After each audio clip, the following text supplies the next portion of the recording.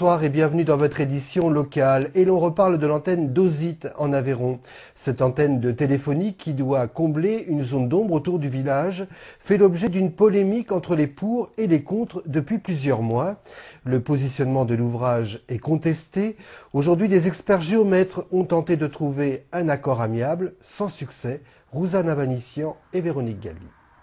Je vous explique que M. Charles Garry, si aujourd'hui conteste la clôture... D'un côté, des opposants farouchement hostiles, de l'autre, des riverains hautement favorables. Entre les deux, des géomètres. Ils sont venus ce matin au puech du Pal d'Ozit, montrer les limites de propriété du terrain sur lequel Orange veut implanter son antenne. L'un des propriétaires estime qu'elle sera posée chez lui, l'autre conteste. Nous avons trouvé que la limite, selon nous, correspondait à la clôture qui est mise en place. Ça, c'est contesté. Voilà, M. Garrick n'est pas d'accord avec ce qu'on propose, sachant qu'on est là pour trouver un accord amiable, donc nous on proposait ça, on ne trouve pas d'accord amiable, on arrête là la procédure de bornage.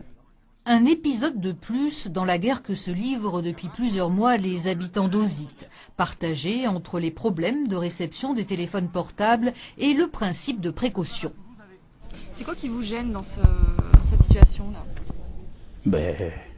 Les risques.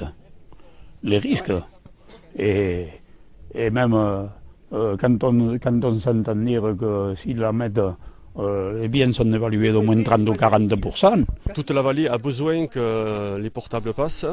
Donc c'est vrai que j'ai donné mon accord à la société Orange pour implanter l'antenne sur mon terrain pour l'intérêt public, pour l'intérêt de tout le monde. L'affaire va être portée devant le tribunal. Il désignera vraisemblablement un nouvel expert géomètre pour un bornage judiciaire cette fois.